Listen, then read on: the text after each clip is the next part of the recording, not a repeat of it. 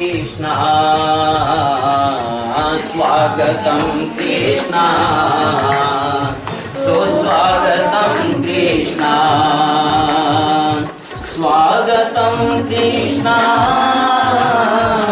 स्वागतं कृष्णा स्वागतं कृष्णा स्वागतं कृष्णा स्वागतं कृष्णा सुस्वागतं कृष्णा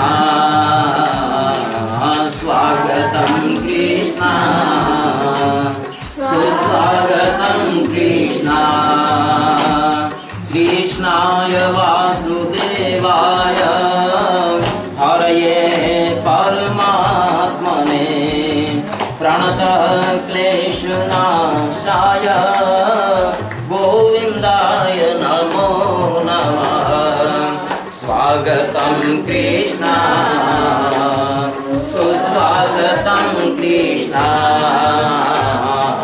स्वागतं कृष्णा स्वागतं कृष्णा स्वागतं कृष्णा स्वागतं कृष्णा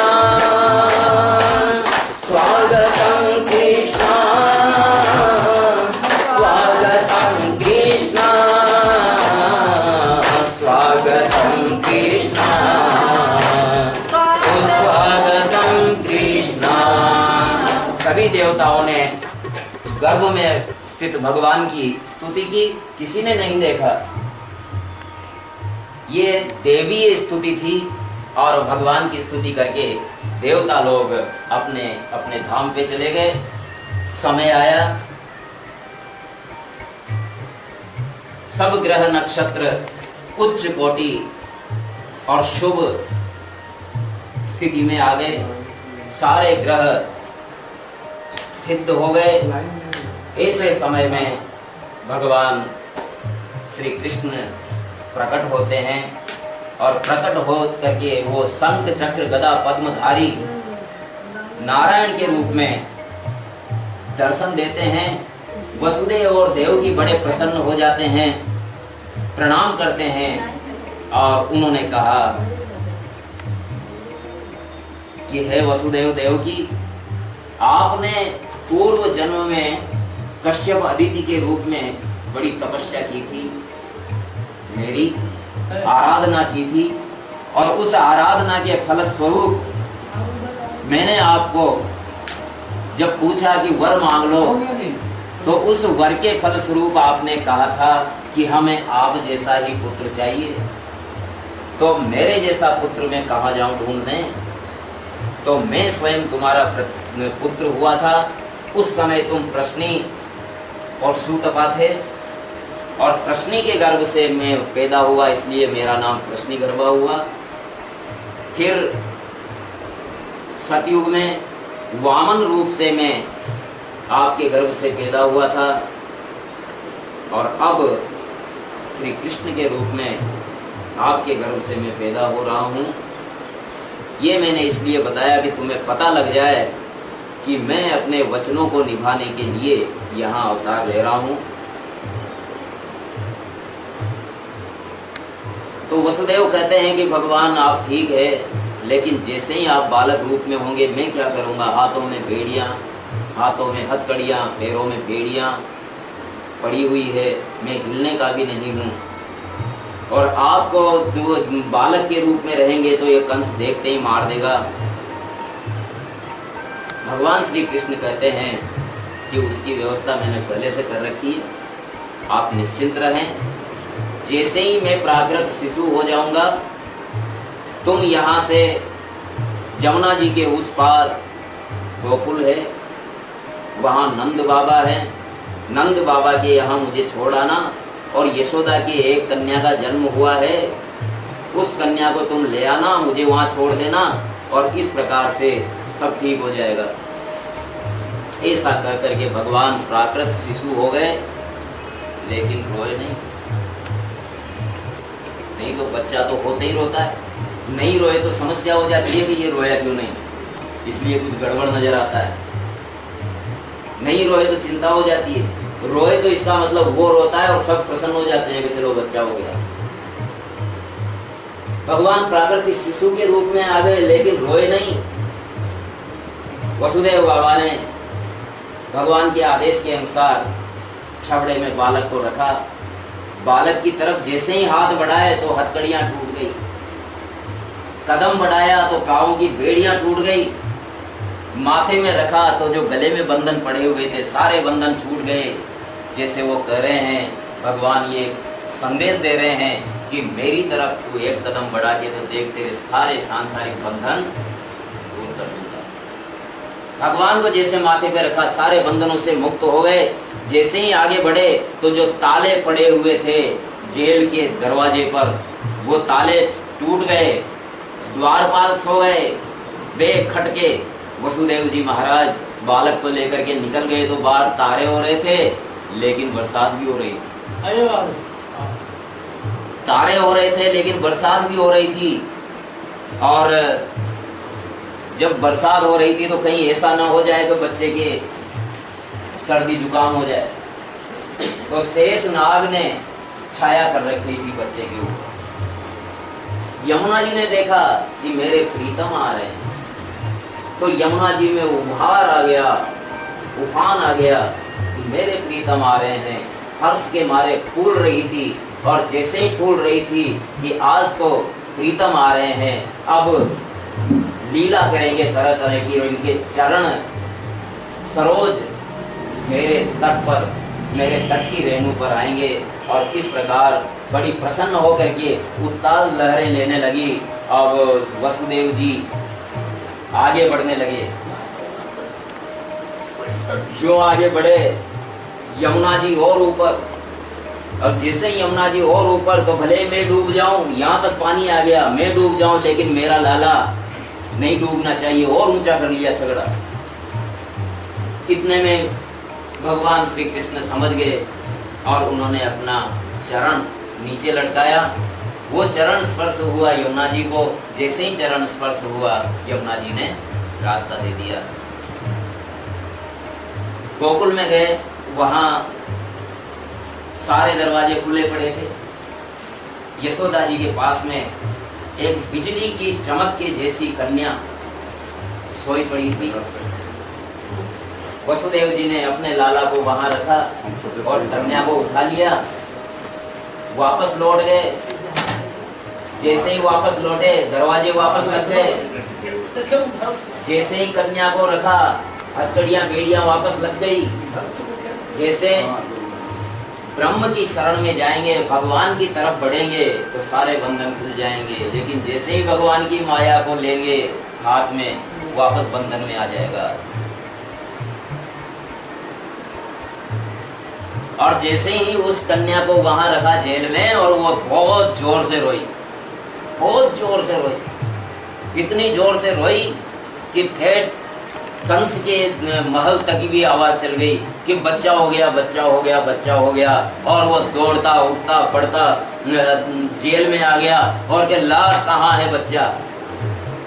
यस देवकी ने कहा कि अरे भैया, अरे ये तो धर्म की दहलीज है, ये तो कन्या है, इसको तो बख्श दे तू।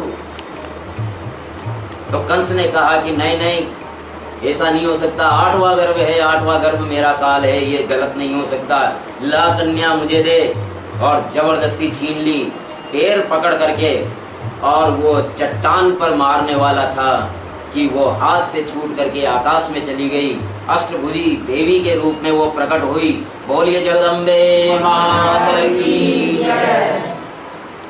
और ऊपर अष्टभुजी देवी के रूप में सिंह की सवारी करते हुए देवता लोग उनकी स्तुति कर रहे हैं। आइए हम भी करें।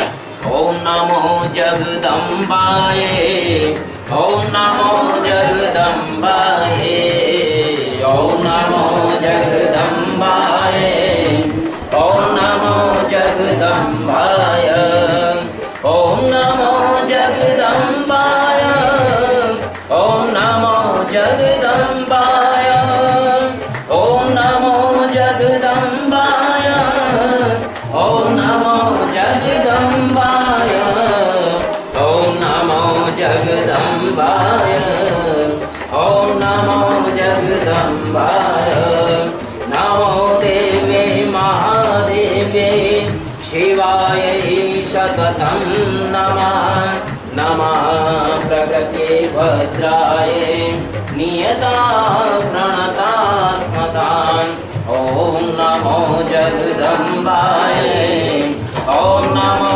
जगदम्बाय ॐ नमो जगदम्बाय ॐ नमो जगदम्बाय।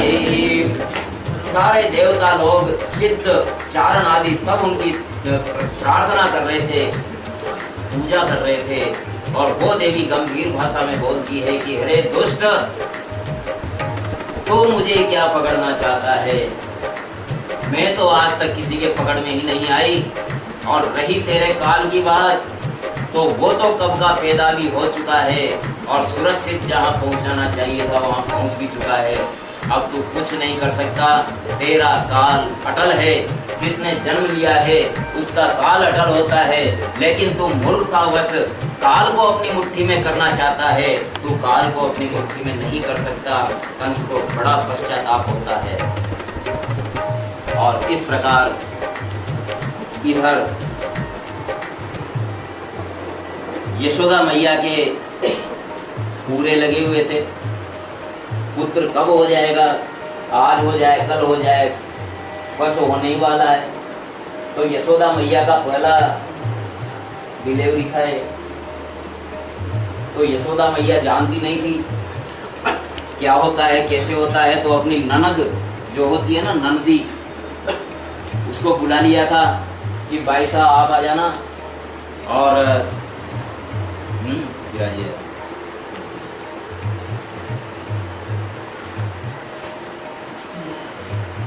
तो नंदी बुला ली थी वहाँ जापे करवाने के लिए। अपनी ननद को इनको बुला लिया जाता है ना। तो ननद बाईसा से बोली कि ननद बाईसा, बाईसा समझते हैं ना, ननद बाईसा, बाईसा जब पुत्र हो ना तो आप मुझे जगा लेना। यशोदा मैया बोली अपनी ननद से, बोले जब पुत्र होने लगे तो मुझे जगा लेना। यशोदा मैया जब ऐसा बोली तो ननद बाई कहती है कि अरे भौजाई सा क्या मजाक करती है, जब पुत्र होगा जब आप पूरी गांव को जगा लेगी, पूरे गांव को जगा लेगी। लेकिन आश्चर्य वाली बात यही थी कि पुत्र हो भी गया, लेकिन यशोदा जी को भी पता नहीं लगा। आश्चर्य वाली बात थी। ननद बाई की नींद खुली और नींद खुलते ही उसने कहा हो आज तो 4:30 बज गए सवेरे के, 12 बजे हो गए, 4:30 बज गए सवेरे के। और आज को मैंने भौजाई जी को संभाला भी नहीं। और चलो भाई क्या, तो वो अंदर गई प्रसूति गृह में। वहां जाकर के देखती है तो गोरी गोरी यशोदा माई के पास में ही नीलमणि जैसा एक बालक खेल रहा है, शिशु खेल रहा है, बड़ा सुंदर। देखते ही नंदी देखते की देखती रह गई। और नंदी ने कहा कि ओ हो, देखा उठा करके और बड़ा लाड़ प्यार किया। और जाकर के सबसे पहले नंद बाबा को पूछा, नंद बाबा कहाँ है? बोले गौशाला में है। गौशाला में गए और वहां जाकर के कहा कि अरे भैया यशोदा लाल हो जायो है। और ये नंद बाबा को जो प्रसन्नता हुई, अपने कंठ से हार निकाल करके अपनी बहन को दे दिया। और बोलिए नंद के लाल की जय। बोलती और बड़ा उत्सव मनाया। जो हाथ में आया सब दान देते रहे। ढोल बाजे सहनाई गुलाल केसर इनकी कीचड़ मचता। नंद भवन आए त्रिलोकीनाथ, नंद भवन आए त्रिलोकीनाथ। भोगती दिशाएं भोलता आकाश, भोगती दिशाएं भोलता आकाश।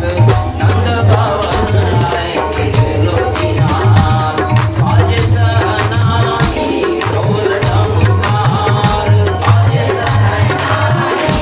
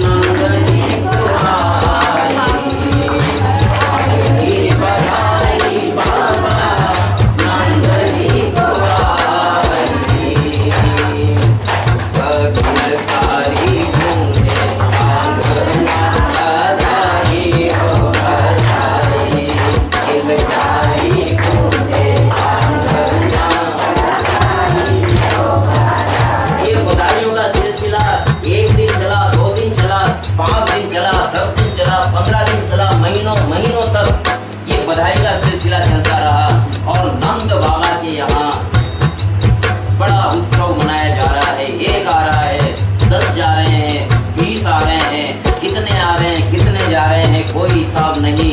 अब जब बहुत बड़ी भीड़ होती है तो आतंकवादी घटना का अंदेशा हो जाता है। जब कहीं बहुत बड़ी भीड़ होती है ना तो आतंकवादी इसी ताक में रहते हैं कि जहाँ कोई भीड़ बड़ा